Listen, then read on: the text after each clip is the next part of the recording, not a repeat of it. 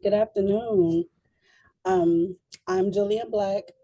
Welcome to the Department of Family and Support Services, Coordinations and Navigation for Youth at the Highest Risk of Violence SCAN RFP. Joining me today is Lisa Hampton, Director of Prevention and Intervention, as well as Carl Riley, the Project Manager with our Youth Services Department. Just a few housekeeping rules. Due to the number of participants, everyone has been placed on mute. Please submit questions via the question box and we'll respond to questions at the midpoint and at the end of the presentation. Please use the question box to notify us of any technical issues. Please be advised this webinar is being recorded and anything stated at this webinar is not intended to change the solicitation document. Any changes will be in writing in the form of an addendum issued by the Department of Family and Support Services. The purpose of this webinar is to provide information for the solicitation. A copy of the recording will be posted on a DFSS YouTube channel with a link to the recording and a PDF of the PowerPoint slides. Please give it up to 5 business days to upload. DFSS retains the right to share a list of registrants to this webinar along with their contact and organizational information at our discretion. Now that we've gone through the general rules, I'll hand it over to the program team to discuss details regarding this RFP. Great, thank you, Jillian, and afternoon, everyone. As Jillian stated, my name is Lisa Hampton. I'm the Director of the Prevention and Intervention Portfolio. And today we will run through the request for proposal for the Service Coordination and Navigation, or as model, or SCAN as we refer to it here, for South Lawndale and Rogers Park. We will go over background information and the history of SCAN, their performance goals and outcomes, our guidance for respondents on how to respond to this RFP, our selection criteria, which is how we will be evaluating all of the submissions, the basis of our award, and our timeline. Once again, as Jillian stated, if there are any technical issues, please let us know in the chat. And any questions that you have, please make sure that you add those to the chat box. At this time, I'm going to turn it over to Carl Wiley, our project manager for the SCAN model. Great. Thank you so much, Lisa. As Lisa mentioned, my name is Carl Wiley. I'm the project manager on the Prevention Intervention team, and I'm overseeing the SCAN model. So for those fortunate enough to be selected, we'll be working together very closely. Let's jump into the purpose of the RFP. This SCAN RFP seeks organizations with experience providing intensive community-based case management services for young folks age 14 to 24 who are at the highest risk of violence. Specifically, we're looking at community areas of South Lawndale with the adjacent community area of the Lower West Side. Additionally, we're looking at Rogers Park with the additional adjacent areas of Edgewater and Uptown. This work will include pairing young people with a full-time navigator, and with that navigator, they will develop an individualized service plan. They're going to work alongside that young person to connect them to the relevant support services in their area and address those immediate needs and goals young people have. They're also going to provide continual ongoing support to that youth to ensure that they have access to the complete services necessary to meet those goals that they've identified. We're also going to talk a little bit about the previous RFP, which I think gives good context for this current one. The last RFP, number 9755 for SCAN, covered 31 community areas, which we are currently operating in right now. We can jump to the next slide and talk a bit about that. Oh, it's jumped around a little bit. We're going to keep talking about the background here. Yeah, there we go. Additional helpful context here. SCAN was developed in 2020 following an intensive review of programs within the Youth Service Division's Prevention and Intervention portfolio. The assessment of this portfolio resulted in the closing of 6 programs and repurposing of that funding to develop SCAN. SCAN was first awarded contracts in 2021 to 13 delegate agencies to serve 6 communities across the city of Chicago. In August of 2021, another RFP was released to expand to SCAN to 11 additional community areas, and that was largely drawn down from the Federal American Rescue Plan, or ARPA funds. In 2023, we then expanded again to 15 agencies, serving a total of 31 total communities, as I mentioned previously. And then in March 2024, 18 SCAN agencies across 21 sites were selected under the current SCAN contract that runs from March 1st, 2024, all the way through December 31st, 2025. Here we're going to talk a little bit about the demographics and outcomes for the project. From its inception on January 1st, 2021, and this data runs all the way through to February 29th, 2024, so fairly recent data. SCAN has served 1,511 young people, which included 2,113 referrals. 90% of those young people were successfully connected to additional services through this project. Things like employment, vocational training, housing supports, legal services, education, those sorts of things. And again, that's that navigator young person relationship we're talking about. 64% of enrolled youth successfully completed at least one goal, and 32% of those youth completed at least 3 goals. Below, you can see the graphic there, which includes some of our larger referral partner sources. You can sort of see the primary partners that we're working with. Typically folks like Department of Correction referrals, CPD, juvenile probation is our largest referral partner, it looks like, based on that data, and other folks you can see there as well. Great. We're going to talk a bit about the priorities for improvement on this contract. So specifically here, I have to rearrange my notes. The first priority for improvement is providing intensive community-based case management services. That includes respondents are being asked to share their expertise in working with the target population. They're going to talk about systems most encountered by these young people, and as well as service providers in their community area. And we think that'll be a strong provider. The second piece here is providing specialized support and training for program managers and navigators. Again, this entire program lives and dies by the folks that are working in the front line. So these are our navigators and our program managers. Respondents will be asked to outline how they intend to provide wellness support and ongoing skills and trainings to program managers and navigators. Item number 3, providing intentional youth-centered programming. Respondents will be asked how they asked us to identify opportunities for youth to provide feedback and program services and gaps in their service delivery.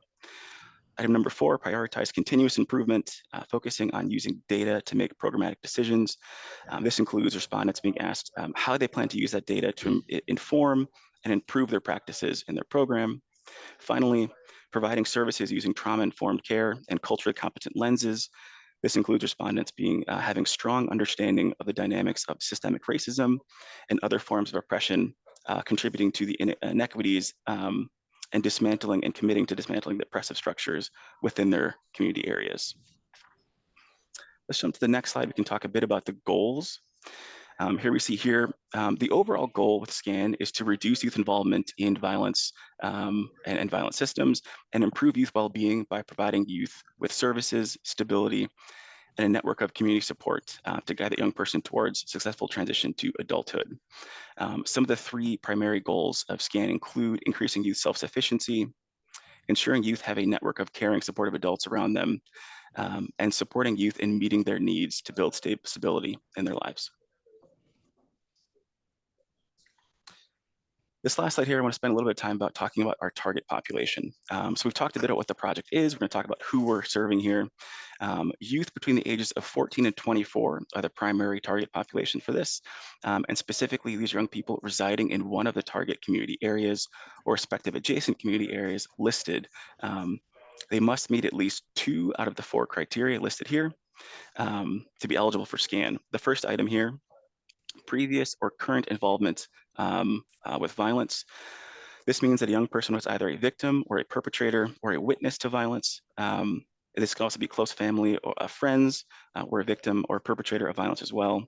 Forms of violence can include things like bullying, physical harm, sex trafficking, exploitation, dating violence, gender-based violence, sexual violence, family violence, child abuse, gun violence, things like that, and gang violence as well.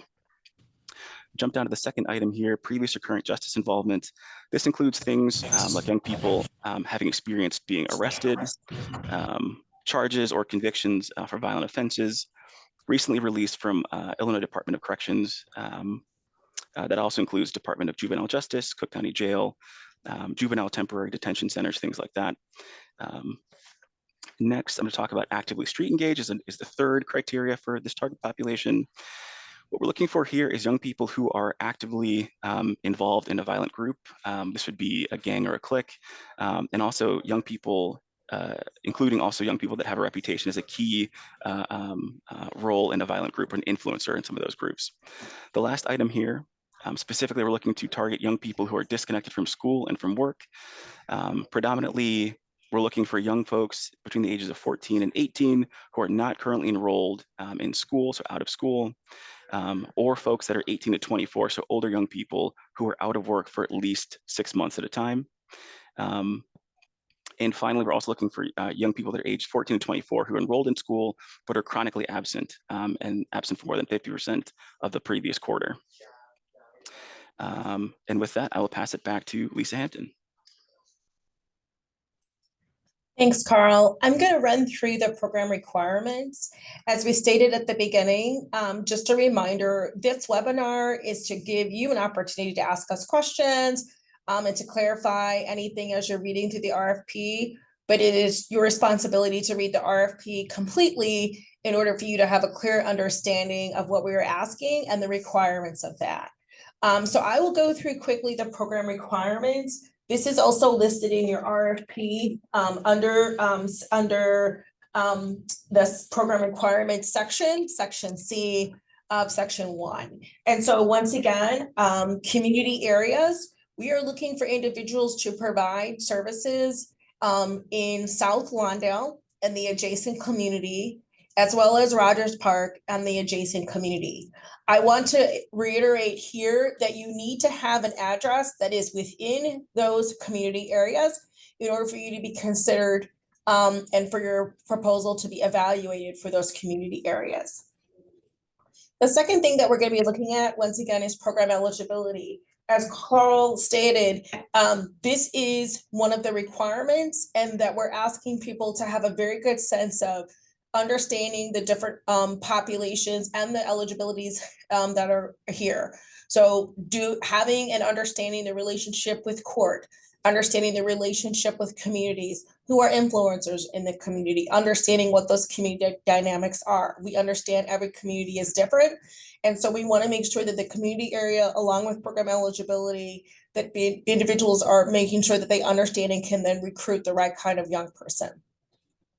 For this RFP, you do have the option of selecting to serve 30, 45, or 60 youth.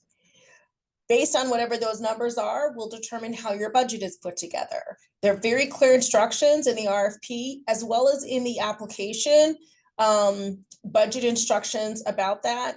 But you have to clearly indicate 30, 45, or 60. It is an application question, and how you plan to then recruit and identify individuals.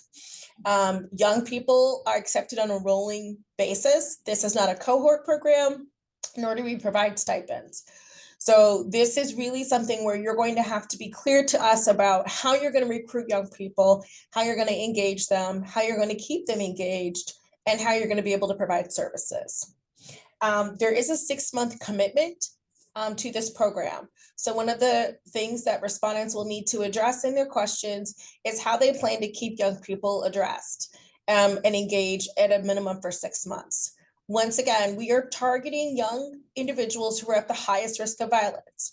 So if a young person is interested in programming, but they're just interested in mentoring or employment, that's not the young people that we are targeting for this RFP. This is for individuals who have a variety of needs and who need to establish a safety net in order for them to move forward towards adulthood. Staffing. As Carl indicated, we know through a logic model that was completed last year through Chapin Hall that staffing is the key to success for all of the goals and outcomes here. So agencies must hire at minimum 2 navigators, each navigator serving 15 young people. Once again, as you determine your numbers, 30, 45, or 60, will determine the number of navigators that you will need to budget for, and that needs to be reflected in your responses to budget questions. The navigator salary at a minimum has to start at 45. That is a non-negotiable. All staff working with SCAN, including the assigned program managers, must have completed a federal background check, fingerprinting, mandated reporting training, and CPR before working with young people. So please keep in mind, as one of your questions is going to be about how you plan to recruit and hire staff and how you plan to onboard them in a timely fashion. These are some of the things that you'll need to be able to address in your responses. Program managers who will also be required to attend a monthly active contract management meeting. As many of you may know, the department has moved to a commitment to outcomes. And because of that, we have active contract meetings in our youth services division, and particularly with SCAN, so that we can review data. So we can look at where there are challenges, where there are successes, and also to build a peer-to-peer support network. This is one of the requirements of the program, and it's the role of the program manager in order to engage with us in a partnership to ensure that we're providing the best quality service for young people in the community. And lastly, program components. Those are things that Carl has stated earlier, but I just want to reiterate the 3 components here are: 1, that we're trying to setting and achieving goals to build youth self-efficacy and agency. 2 is relationship building to enhance the network of supports and opportunities for youth. Once again, we know that the key point of this program is the relationship with the navigator. So the navigator has to be someone who clearly understands how young people are connected to violence, understands the community dynamics, and is able to also forge a relationship. So either has some street outreach, community intervention skills, and understands this concept of relentless engagement in order to engage young people in services. And 3rd, individualized service planning and service coordination navigation to stabilize young people in their communities. Once again, I want to reiterate, this is not a cohort. This is a rolling admissions, and that this is a youth-driven model. So young people have to be willing and voice their interest in being able to engage in these services. Next slide.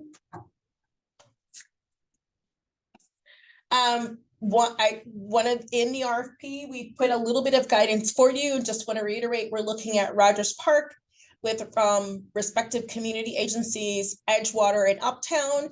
If you are applying for this, you can be in any of those 3 locations. You just have to make sure that you have a listed address that is in any of those 3 locations in order to provide services. Second community area is South Lawndale with an adjacent community area of Lower West Side. The numbers that you see there are based off of information from the Chicago Violence Dashboard. We anticipate funding somewhere between around 45 slots, and we anticipate funding somewhere between 1 to 2 agencies per community area. Thank you. Requirements. So we've talked a little bit about this already. It's the setting, achieving goals, relationship building, and the individualized service planning. You can go to the next slide. And then, as Carl's mentioned earlier, we want to hone in on the relationships that we know we've been working with for almost the last 4 years on this model. And also models, when you're thinking about recruitment, we also want to be mindful that there are several options that young people have in the city of Chicago. And so not every program is designed for every young person. So this is definitely a model where young people have to choose to engage. And so we want to be mindful of that. So working closely with our counterparts at the Chicago Department of Public Health, in particularly their community violence intervention teams, or known as street outreach. We anticipate that individuals who are awarded will have to work really closely, and we hope that in your responses, you're able to show us how you're currently already working with street outreach. Chicago Public Schools is another referral source.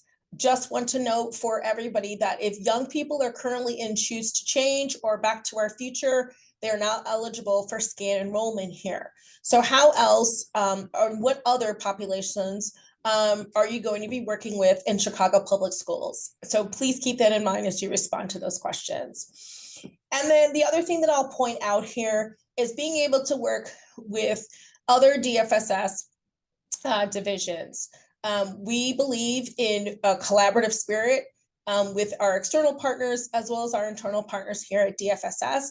And the Youth Services Division works very closely with our gender-based violence unit, our homeless unit, and our workforce division downstairs. Because this covers 14 to 24, all of your responses should be able to cover that range. You will have an option as part of your application question as to what age you'd like to serve. So you can make a choice if you want to serve 14 to 17, 18 to 24, or if you want to serve 14 to 24. You'll be able to make that decision at the front of your application. Your responses under recruitment should then reflect the ages that you've selected for this RFP. Next slide. And I think I'm turning it back over to you, Carl. Yep. Thank you, Lisa. Great. So I'm going to talk a little bit about performance goals and outcomes. And as Lisa mentioned, right, we are the city of Chicago is committed to using data to inform the work that we do. And as we do that, we're going to be looking at some of these specific metrics here. DFSX is seeking respondents with evidence of strong past performance against desired outcome goals, some of which we've listed here for this specific RFP. The following will be measured once a year for youth enrolled in SCAN for at least 6 months. And again, that 6-month timeline is very important. Young people need to be enrolled in this project for at least 6 months. The first item there is 75% of young people will experience an increase in personal agency or self-efficacy. The second item here, 75% of youth will be able to identify a network of supportive, caring adults. And you can see some of these here reflecting some of the language we've referenced earlier, right? These are some of the larger project goals here. 60% of youth will re-engage or maintain engagement in school or employment, if those are things that they've identified for goals for themselves. 60% of youth will obtain safe and stable housing, again, if that's a goal that they've chosen. 50% of youth will experience a reduction in their justice involvement, and 50% of youth will experience a reduction in their incidences of violence and victimization. We can jump to the next slide. Here, again, continuing on the theme of the importance of data, it's important to note that upon contract award, delegate agencies will be expected to collect and report client-level demographic information, performance, and service data of the work that they're doing. DFSS currently uses the CitySpan system. So for those familiar with that, it is that system to collect all data. Respondents are required to complete weekly data updates and to run reports as needed for DFSS. And some of the things that we're looking for here that we're monitoring are things like number of youth that are referred to those projects, number of referrals, and by the referral source. Some of these you've seen in previous slides that how we track those things. This is where we're getting the information from. Number of young people enrolled in that project, number of cases that are closed, successful or unsuccessful, number of individualized service plans that are created for young people. And this is that visioning and guiding where this is a youth-driven project. So we're being guided by those goals, and that's where that plan is being tracked. Number of goals for participants and each goal type. So things like employment, housing, education, those sorts of things. Number of successful service connections and by type of connections. These are things like when you are working towards those goals, tracking those things you're doing. So those steps towards, for instance, stable housing, right? As you do those significant pieces of work, tracking those things in CitySpan. Number of goals successfully completed per young person, we track that as well. Number of youth who have successfully completed at least 3 goals and transition on from SCAN. So some of the 2 of the main metrics, right, is being involved for 6 months and also completing 3 goals. Again, I'll also call your attention to all of this data we're talking about here. Please just refer to the RFP as well for the final determination of that language. The 2 last items here, number of transition plans created for young people, and the percentage of contract budget expended are things that we are all be looking through CitySpan for. And I will pass it back to Lisa to talk about selection criteria. Great, thank you. So this is the piece where, and I know we've actually got some questions. So some of the questions that are in the chat might be answered by this section. DFSS has an extensive review process. And in that process, these are the 5 areas that we will be reviewing, rating, and judging your RFP submission. Please note that we are looking and scoring based on how people are responding. So it is not based on, it is not a subjective process. And I ultimately want to indicate for people that we want you to take time to put as much effort into your response as possible. Do not assume that we know anything about you, and do not assume that we're going to go to a website or any kind of link in order to get any information additionally that you cannot provide in the RFP responses. We are not going to be able to do that. So please keep that in mind as we go through the criteria, because this is exactly what we're telling you that we'd like you to respond to questions and how we're going to be rating those. Everyone is going to be viewed and rated based on everyone else who's actually applying in the community area. So once again, depending on everyone who's in the community area, we will rank and rate everybody. And that is how we will do the basis of award, which we'll also review. So for the first selection criteria is community involvement. For this area, we are looking for respondents to clearly articulate strengths, assets, challenges, and needs of 14 to 24-year-olds at the highest risk of violence in the selected community area that you choose. One of the things that I will note here is that please indicate the community area that you're choosing, but also the adjacent community areas as well in your responses when possible. We also would like for you to give examples specifically around the community area, youth experiences, and the available services and partnerships. We do not need copies of MOUs, but we would like you to articulate if there are current partnerships that you already have in those community areas and that you're already working with. Respondents will describe competency, capacity, and the infrastructure that the needs of how, that reflect the needs of youth who have been exposed to various levels of trauma, violence, or engagement within the justice system. We're also looking at respondents to give us detailed information about inclusion and, if available, their diversity, equity, and inclusion accessibility plans. So please ensure that we want to ensure that as you are talking about youth at the highest risk of violence, that we are being culturally competent and gender responsive. So individuals need to not only talk about one specific gender, but need to be able to address all of the young people that are living in those community areas, and how your staff and how your plan and how your agency reflects the young people who are in these community areas that you're trying to serve.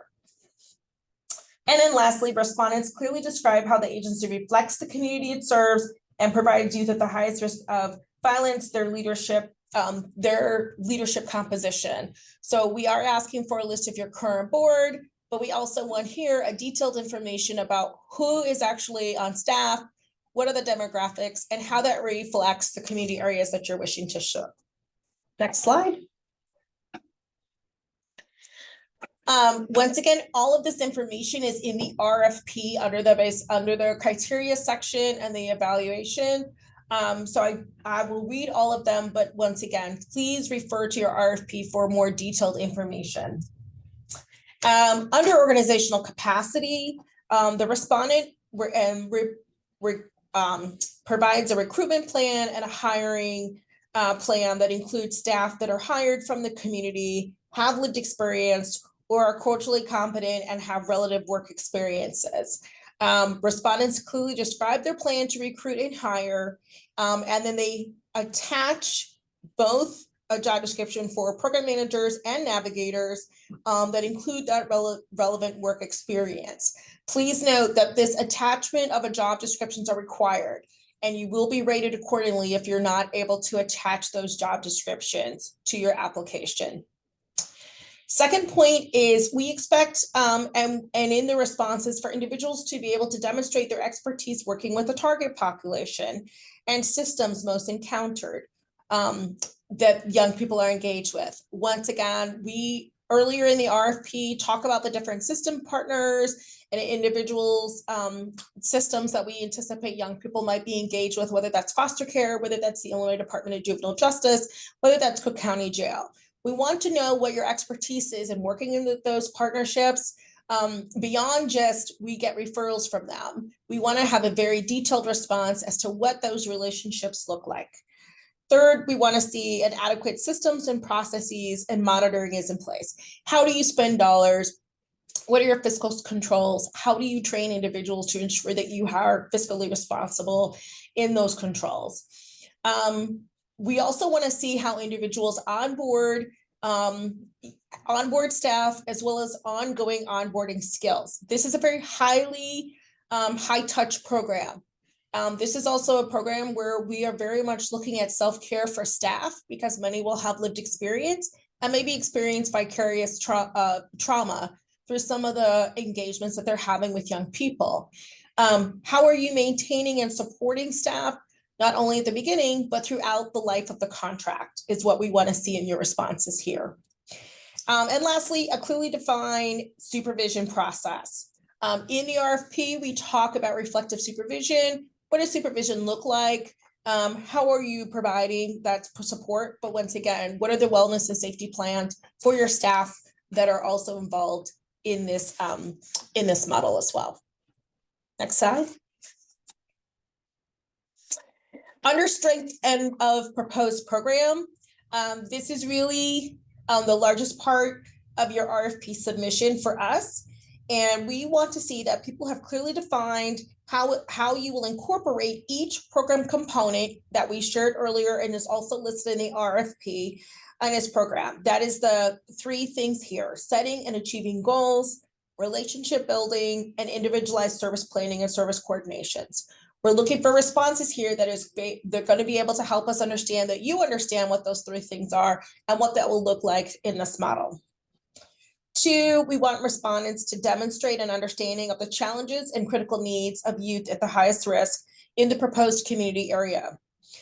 This is providing a clear plan on how you will identify and recruit young people, who you recruit them from, what will be some of those challenges, and identifying and building those relationships, and how do you plan to overcome those challenges. The 3rd question in this application will be clearly about describing the referral process and the partnerships you already have in place in those community areas, a detailed plan about how you will connect youth and families to services in a comprehensive way, and include examples of how that will happen. So not just saying we plan to make a referral, but we want to have details about what does that look like? How do you currently making referrals? What is your current process that you have in place? And the types of services that you anticipate either providing and or referring young people to. This is a model where we anticipate individuals will provide some services and other services you'll have to refer people out to. We want to have a plan for both of those. So what services will you anticipate providing in-house? So what are those services externally? Once again, this is a very youth-driven program, so we know that we can't anticipate everything that a young person will possibly want, but we want to know that you have a general sense of what do young people at the highest level of violence need, and be able to put your responses according to the community areas that you are applying for. And lastly here, we want to talk about what are those challenges in building relationships, and what are their opportunities for feedback from young people in gaps in services. We are very much looking for respondents who have ongoing feedback with young people that help allow them to tweak and adjust their program as needed. Once again, we're using the word program, but this is really a model because it's very individualized. Once again, we're not doing cohorts, we're not doing groups, we're not doing stipends. So how are you going to be able to engage young people and allow them individually to give you feedback to be able to adjust your program accordingly? Next slide. Our 4th area is performance management and outcome. This is about the data and knowing that you understand where the data is and also what we're going to be looking for. We're looking for respondents and their questions and their application responses to demonstrate evidence of a strong past performance against desired outcomes and performance metrics. I cannot stress enough here that this is not a starter program. We really are looking for individuals who have experience working with this population and who have experience being able to meet the outcomes that are listed in this RFP. I strongly encourage people before they respond in this section to look at the actual outcomes and data that we are asking for and align your responses to that piece. If you haven't done something similar to that, please demonstrate to us that you understand what the outcomes are and how you're going to be able to meet those outcomes here.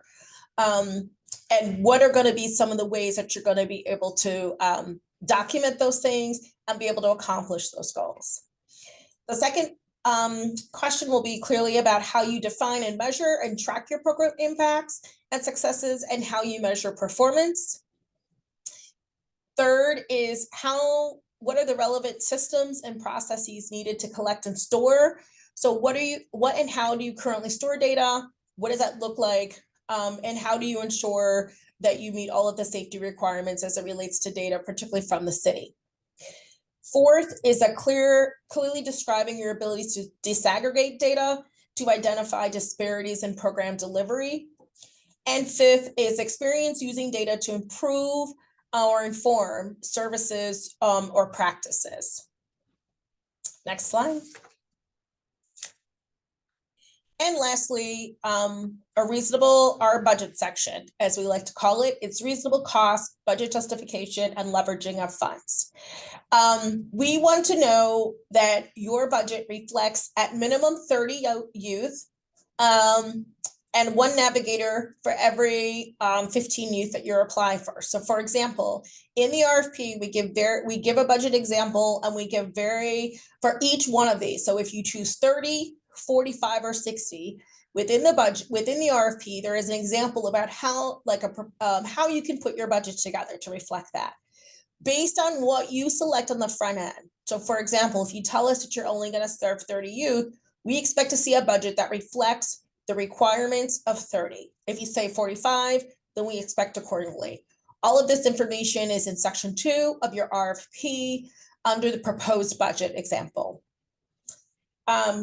In your responses here, we want to know, how does your budget reflect the number of young people that you've indicated, knowing that there is a $7,400 cost rate per youth. This is one of our highest rate youths here in the Youth Services Division, partly because we know that there's going to be a lot of high ancillary costs for young people, and connecting them to a variety of services in order for them to meet their goals. We want details about the program manager, whether that person's going to be full or part-time, and a justification for the staffing pattern. There is an administrative cap of 15%, and we want details about any ancillary services and professional training for your staff in your budget. I want to note here that navigators are required to be full-time. They are not allowed to be engaged in any other programming services in order for them to be able to be part of your budget. And so that will also be something they'll need to be able to explain on your budget justification. Secondly, that you have the fiscal capacity to implement the proposed program. The city of Chicago often has a very has a delay at the start of any contracting period. And so we want to know that you have funds and or resources to ensure that you're able to cover the cost of programming cost as well as staffing in order to continue these services while you wait for reimbursement. The city of Chicago is a reimbursement model. And so there is, these are for city dollars, or what we term as corp fund only. And so you're not going to be eligible for an advancement. So in your budget response, you're going to have to be able to explain very clearly to us that you have the fiscal means to be able to support the startup of this new model. And lastly, that you can leverage other funds to support the total program and administrative costs. So i.e., are there any other funding that you have that are related to either state funds, federal funds, county funds, any in-kind funds that you're going to be using in order to support this program? Next slide. For the selection criteria, as I indicated, there are several documents that you will need to upload. We just ask, because we're reading multiple documents, that you clearly label all of your documents accordingly. So for example, if you're going to send us a board list, please make sure that it's labeled as board list. If you're going to send job descriptions, please label them as job descriptions, and the titles, whether it's a program manager or is it for the navigator. Please make sure that you attach your organizational budget. Once again, if there's no budget attached, you're not going to be able to receive points for that question. We have to see a budget in order for us to be able to rate a budget. The budget form and the budget instructions are attached to the application. I say that particularly for individuals who are already DFSS or particularly youth service contractors. Do not use your current budget form as a submission here. You have to use the budget form that is provided for you in this application in order for us to be able to rate it accordingly. So do not use any forms that are not attached to this application process. You must use the budget form and you must follow the budget instructions that are part of this application process. Next slide. And then I'll turn it over to Carl. Many of you have asked about how do you determine your community area. We want to make sure that you absolutely listen to this section because this is one of the things that can knock your application out from consideration. So please, please, please listen to Carl as he helps you figure out, are you in the community areas that we are looking for this RFP? Carl? Great. Thank you so much, Lisa. Yeah, this is a question that's come in a couple times already in this presentation today, so happy to answer it here. I'm going to talk about determining your community area. And again, just a reminder, these community areas are Rogers Park, which is the primary area, with adjacent areas of Edgewater and Uptown, and South Lawndale with the adjacent area of the Lower West Side. So in order to check that, you'll see here there's a link on your screen, and I believe this is all being sent out to folks. You can see the link, you can follow that link as well. Selected agencies will serve the community area they applied for. Along with the respective adjacent community areas, respondents must provide the organization's address where they will provide those services. And again, I think that second piece also answers a question that was in the chat of, yes, you must be in that community area as well. So what you'll do is you'll click on this link and it will take you to, we'll jump to the next slide, and I can show you what that looks like. We have some screenshots of this process for you to follow along. This is the Chicago Data Portal, which shows the community boundary areas for the city of Chicago. This is how you'll find your community area. In the top left corner, where you'll see the red circle, you'll click on that X form. When you click on that, it will open up. On the next slide, we have a screenshot of that as well. If we could jump forward just one. It'll turn into this icon. This is where you're going to type in your agency's address. This is where you'll be providing those services for this grant, should you receive it. Enter that into there, and you're going to click Go. And once you select that, it's going to show you a blue pin. We can jump actually ahead. I think it also has a screenshot of that as well. Right, so assuming you've pressed that go button, this is what you'll see on the next screen. The blue dot will be the address of what you just entered. What you'll do is then you're gonna click on the community area and you will see another red box there, we've circled it. It will show you the community area listed. So here it's the example is Westtown. For you, you're gonna wanna make sure it's one of those community areas. And again, just one more reminder, it is Rogers Park, with the adjacent areas of Edgewater and Uptown, and South Lawndale, and the adjacent area is the Lower West Side. So again, if you click on that link and you follow that little X in the top corner, type in your address, and if you click in this area, you will see this box that will pop up that will show you that community area. Any questions, feel free to let us know in the chat. We can walk folks through that. But again, once you click on that link, it should be pretty self-explanatory, but feel free to reach out if you have any issues. With that, I believe, do I pass it to Jillian next? I'm not entirely sure what the order was after that. Yeah, we can open it up for we can open it up for questions. Great. And I'm going to review things in the chat box. I think I've got Jillian, tell me if I've got one more. I think I've got a couple more. I'm going to do the questions in the chat box, I think, before I do the last two.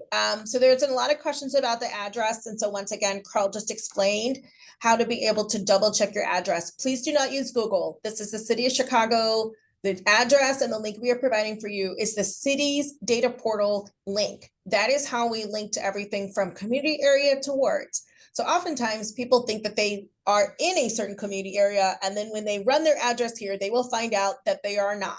This is the city's link. It's the city website. This is what we are using to determine addresses. Please do not use Google or any other map form in order to determine if you were in the community area. There was a question in the chat box about having an office on the west side. I want to clarify, it has to be within the chosen community area. So I don't know how you're defining the west side.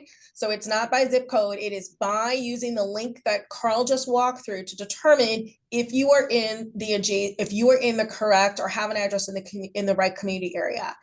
I also want to clarify really quickly, you may have a main office address, and there is an opportunity for you to put that main office address on the application. There will also be a question about where you will provide services. Those are two different things. That is where we're going to be asking you, and we're going to be checking where the address is. So I want to just clarify those things as well. Once again, if there are questions after this webinar, by all means, feel free to contact us. We have information at the end that Jillian will review about how to contact us for that. but we want to really hone in on this because we spent a lot of time, unfortunately, people send us really good submissions and we can't consider them if they are out of area. So we really want people to spend the time to figure out if you are in the community area before you spend time responding to the application. And then let me see what else is in the chat box. Yes, so once again, the anticipated slots, it's just that, anticipated. It is going to be determined upon the number of applications we get and on whether or not, what people indicate there for that. So the DFSS has the right to determine what the final slot allocation will be for that. What we anticipated slots is based on the violence data we have at the time that we put this RFP together. So once again, people can choose either to serve 30, 45, or 60 youth. Whatever option you choose, you have to justify your level of expertise and how you're going to maintain that. So if you're saying that you're going to serve 60 youth, you have to explain to us how you're going to serve and identify 60 youth and keep them in programming at minimum 60 months or 6 months. Same with 45, same with 30. You're not wedded to 45. That is just what we anticipated slots based on the violence number, but it is our right here at DFSS to determine the slot count of the final recipients that receive this award. So I just want to say that up front. And then there is not an in-kind match, but there is information about the administrative cost that are associated with that, and that is in the budget section under section 2 of the proposed budget. And then for Rosita, the youth services that are proposed is written for details a lived-in process for youth that are released from detention center without a home. I'm not really sure exactly what you're asking. And so you may have to I'm gonna try to guess, but if I'm wrong, please reiterate your question and send it again. I think what we anticipate is one, that any young person that you're engaging with in services, that you've done the outcome and retention period or the outcome period in order to determine if it's a right fit. For those of you within the RFP itself, there is a scan process flow that clearly outlines this model. There's an outreach portion which goes up to 60 days because we want to ensure that young people actually want to engage in services. This is not like any of our other programs. You're not out just recruiting as many young people and hope that they just stick to programming. That's not what we're doing here. And so if they are in a detention center, we hope that you're using the onboard period time to figure out if it's the right kid for us. Young people have to be in community in order to be engaged in services. So if they're in a group home, oh, thank you. We're going the same place. If they're in a group home, then they're not eligible for services unless it's in the community. So once again, you reference the detention center, they're not in community. They're located at the detention center. They're not going to be eligible for services here.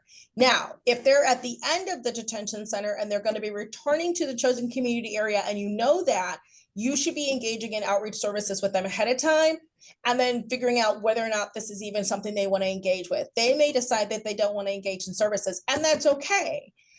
They may have to be back in community and then decide they want to engage in services, and that's okay too. But they have to be in the community area that you are applying for.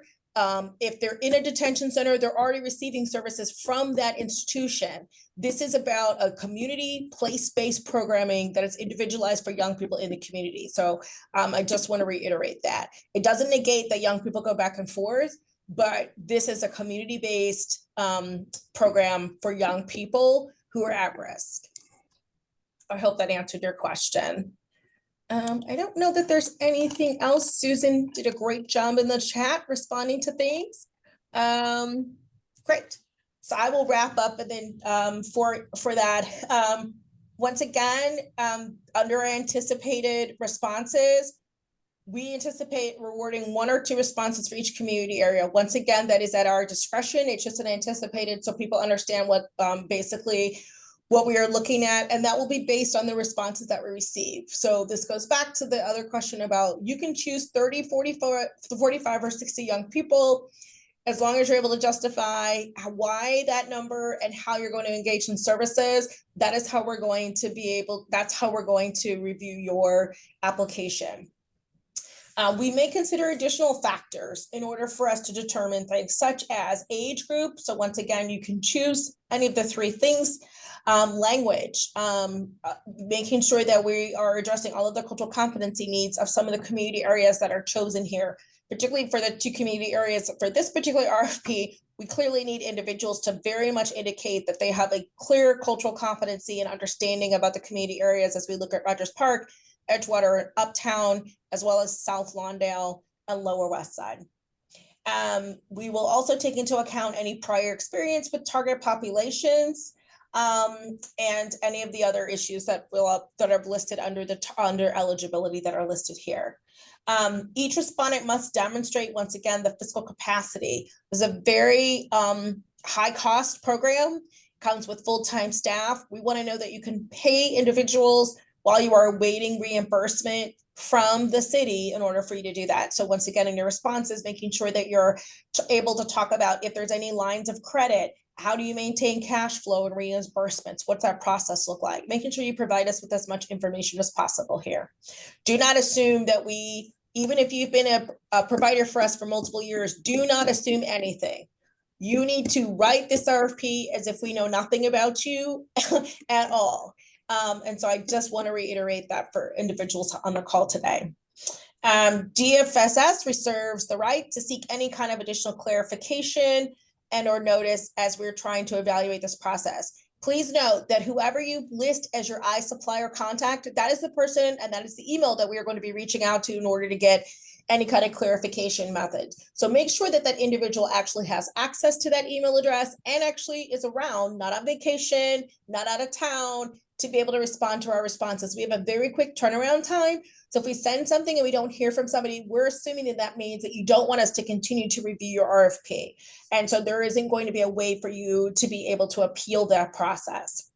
And so just make sure that you're able to respond to any additional clarification questions that we have.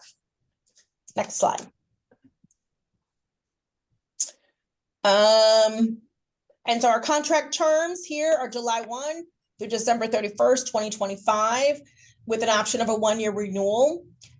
There's an indirect cost with a cap of 15% per application. Please submit a budget for 1 year. We know that the final budget, whoever gets awarded, will work with you on what that final budget looks like. It's clearly not going to be a year, but for the purposes of this RFP, your budget should be designed for what is it going to cost for a full year, and making sure that you put your budget together as if it's a full year of service. Cost categories, our definitions are attached in the budget instructions. Once again, I can't stress enough that you really need to review the budget instructions. I also can't stress enough that your program team, your development team, your fiscal team should all work together to review the RFP submission before you send it off, to make sure everything is attached and that every question has been answered. Please make sure that your budget is inclusive of everything and that it has actual program cost. We cannot give you more money than what you asked for. However, we can give you less. This goes back to my other question. So you may ask for 60, but if you are awarded here, don't be surprised if it's like, hey, we want to give you for a budget for 45 or 30. That's just the reality of it. But once again, so plan your budget accordingly, but understand that we do reserve the right to give you less money, but we cannot give you more money than we generally can't give you more money than what you asked for. And then use the reasonable cost questions on the application to discuss how you determine what the costs for the programs are. Next slide. These are just some program errors that we just want to bring to people's attention. We get these all the time. Once again, fringe, just make sure that whoever's putting this program budget together understands how to do calculations for fringe. Supplies, oftentimes they're either frequently under budget or over budget. Once again, for this program, there is no curriculum. It's very individualized. There isn't really a lot of supplies, so we don't anticipate there should be a very high line for people. Make sure that your job descriptions and titles are uploaded, and that you are able to also make sure that you respond to that question in the chat. Oftentimes people attach to job descriptions, but then they don't respond to the actual application question about the job description. So just make sure that both of those things happen. And then lastly, put your budget in the appropriate column. There's a column for what you're asking DFSS for. There's a column for if there's any in-kind that you want to add to the program, which is your share, and then a total program cost. Make sure that whoever is doing the budget is filling out the right column, because if it's in the wrong column, that's how we're going to rate the budget that you submitted. So just make sure that there's somebody reviews that. Next slide. Here are lovely dates that Jillian has provided for us here. Biggest date for you to be able to understand is that application is due Friday, June 14th, 2024, before 12 noon Central Standard Time. Please give yourself time to upload. Please give yourself time to ask any questions of us in the process. There is no appeal process if you're not able to get anything in at the right time. We cannot take any kind of handwritten or emailed versions. They must come through the process. Next slide. Another reminder, and I will say, and I think I've got the next slide too. If you want to go ahead and jump ahead, Jillian, to the next slide. Okay, I actually have this slide. Application tips. Again, we can't stress it enough. Start early, save often. If you've never done business with the City of Chicago, please register to iSupplier eProcurement as soon as possible. Review RFP narratives and application questions very closely. Remember, they align with the scope and selection criteria. Use the information in the RFP for guidance for formulating your answers. Carefully review the selection criteria. Please be advised there's a 4,000 character limit, which includes punctuation and spaces, and each response is allotted to 4,000 characters. And please do not use the back button on your browser. And again, start early and save often. Just a few tips for working in e-procurement. To submit multiple applications for a single RFP, applicants will need to set up a unique user account in iSupplier. The e-procurement system is not capable of submitting more than one distinct proposal per associated email address. Therefore, you must use a separate email address for each submittal. You can submit your application and later amend it up until the due date of June 14th at 12 noon, before 12 noon. Avoid the rush and possible mishaps by submitting early. Please plan on submission taking approximately 30 to 60 minutes. Please be advised that late applications will not be accepted. Please feel free to make use of the e-procurement hotline. The number is 312-744-4357. Please note that the hotline operates during business hours only, Monday through Friday, 9 through 5 p.m. And remember, we can't stress it enough, save often and submit early if possible. Just a few new agency requirements. We now require articles of incorporation and any amended articles of incorporation. The IRS affirmation letter. Please be advised, this is for not-for-profit agencies only. This letter must be dated within 60 days of submittal. You can obtain this by calling the IRS directly at 1-877-829-5500. If you are a for-profit agency, submit your original letter from the IRS showing your FEIN number. A data universal number system number is now required, as well as essential contractor registration. Please provide a copy of the entity overview page on the www.sam.gov website. Lastly, a certificate of good standing letter with the state of Illinois is now a requirement. Just a new section that was added to the RFP is regarding the new labor peace agreement ordinance that recently passed this past April. This will apply to all DFSS and CDPH delegates that have 20 or more employees working for their organization. This does not apply to hospitals. This applies to all contracts that are entered into after April 17th, 2024. Contractor must provide written notice to the commissioner of her designee within 72 hours of becoming aware that employees want to organize or that a union seeks to represent employees. Contractor must enter into an LPA within 90 days of receiving notice from a labor organization that it represents or seeks to represent employees. What is an LPA? The LPA is an agreement between an employer and a labor union that ensures that the organizing drive is not impacted by union busting techniques, including employee retaliation, and in return, they will not strike/stop work in a way that will impact human services. Again, this will only apply to DFSS delegates that have 20 or more employees working for their organization. For technical assistance, there's a link to the RFP and interest and training documents. See alerts section on our website.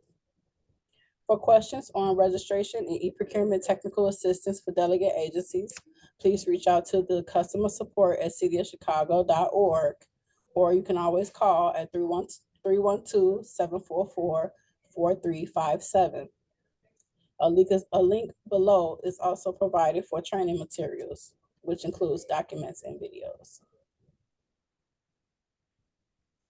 Now we're going to delve into how to enter responses and accepting amendments in iSupplier. Step 1, select Create Quote from the drop-down menu in the Actions box and click on Go. This will take you to the application page where you can get started. If the RFP you are interested in has been amended, you will need to acknowledge and accept the amendment to start or submit a response. To accept the amendment, click on View Amendment History. Step 2, to begin the acceptance and acknowledgement process, follow these steps by clicking View Amendment History.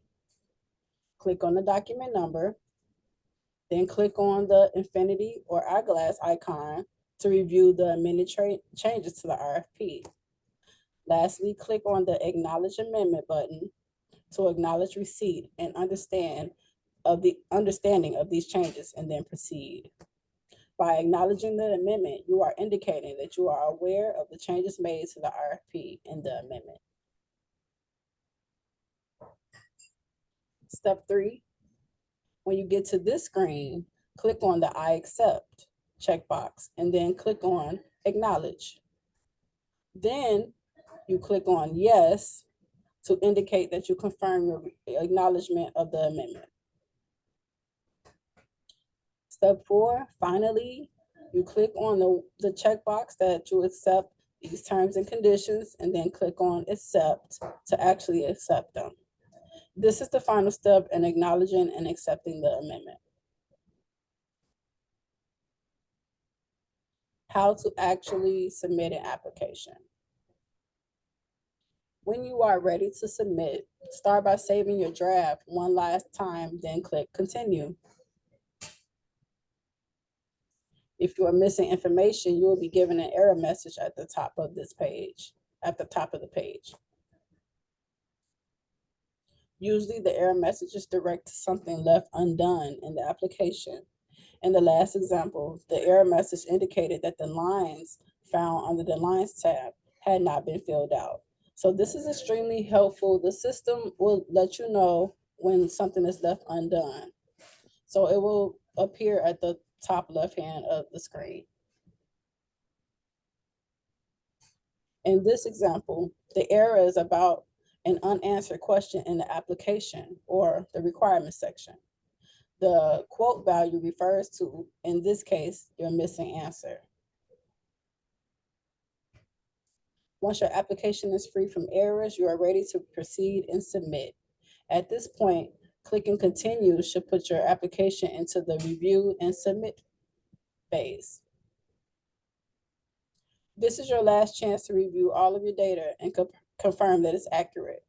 Check your attachments and scroll down to the bottom of the screen to see all of your responses. At the bottom of the screen, you will be asked to provide an electronic signature. Please be sure to fill in the signature before checking the box. Then finally, you can hit submit. Please make sure that you see this submittal confirmation screen. The e-procurement system will send a confirmation email within 24 hours of your submission. Please call or email me if you desire confirmation prior to then. And lastly, we'll break for questions. Jillian, before we break for questions, I just want to clarify, because I think this has come up. I want people to understand Lower West Side is an actual community area. So if you look at the city community map of 77 community areas, Lower West Side is a community area. So once again, please use the link that Carl walked through earlier today so that you understand what it is. So I think in Chicago, Lower West Side is a terminology for communities. It is an actual community area that's been identified as Lower West Side. Please understand that's what you need to be responding to. So it's South Lawndale and Lower West Side, which is a community area. And then once again, Rogers Park, which is our main area. And then the adjacent community areas are Uptown and Edgewater. So I just want to clarify that individuals need to put their address in that link, and this deck will be available and posted online, as well as this recording for individuals and if they have questions. So I just want to say that one more time. Thanks, Jillian. No problem. And for any further questions, if you need any issue, if you have any issues, and if you need clarification, you can reach out for program questions with Carl Wiley. He's the project manager. He just spoke earlier in the presentation. His information is 312-746-7343. And he can be reached at carl.wiley@cityofchicago.org via email. And any non-programmatic questions, you can reach out to the e-procurement hotline.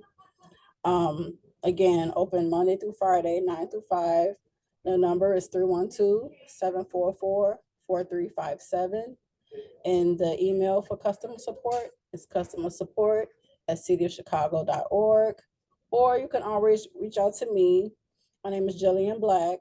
My email is jillian.black@cityofchicago.org. And that will conclude our webinar presentation for the SCAN RFP.